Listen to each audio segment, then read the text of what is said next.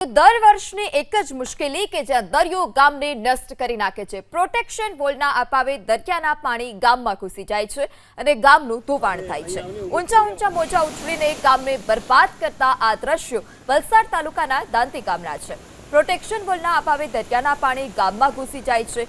દરિયો જો આગળ વધ્યો તે 2000થી વધારે લોકો અસરગ્રસ્ત થશે। ત્યારે ગ્રામજનો પણ સ્થાનિક પ્રશાસન પાસે તાત્કાલિક પ્રોટેક્શન વોલ બનાવવા માટે માંગ કરી રહ્યા છે। ગ્રામજનોની રજૂઆતને ધારાસભ્ય ભરત પટેલે પણ ગંભીરતાથી લીધી। ધારાસભ્યએ માહિતી આપતા કહ્યું કે 35 કરોડના ખર્ચે 1200 મીટરની પ્રોટેક્શન વોલની મંજૂરી મળી છે।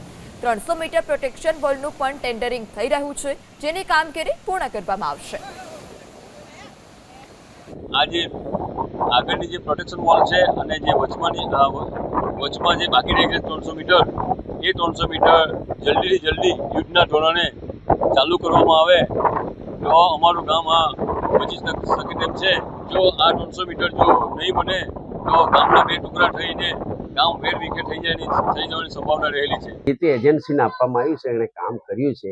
35 કરોડમાં લગભગ 1200 મીટર ઉપરની દિવાલ આપણે બનાવવાની હોય છે। મેં પોતે વિઝિટ મારી છે, કેમ કે અમે ખાતમુહૂર્ત ઘણા વખત પહેલાં કરેલું, એટલે પોતે વિઝિટ મારી। કામ કોન્ક્રીટ થયું છે, એમાં કામમાં કોઈ ગોબાચારી નથી। સ્વાભાવિક છે, આપના કહેવાથી 300 મીટર બાકી હોય એ કામો કંઈ પૂર્ણ થયા નથી, કેમ કે અમે લોકોને એને એક કાર્યક્રમ રાખવાનો છે, લોકાર્પણનો કાર્યક્રમ રાખવાનો છે। અમે બધું જ એને 1 મીટર બાકી હોય તો એજન્સી પણ અમે એ કામ કરાવીશું।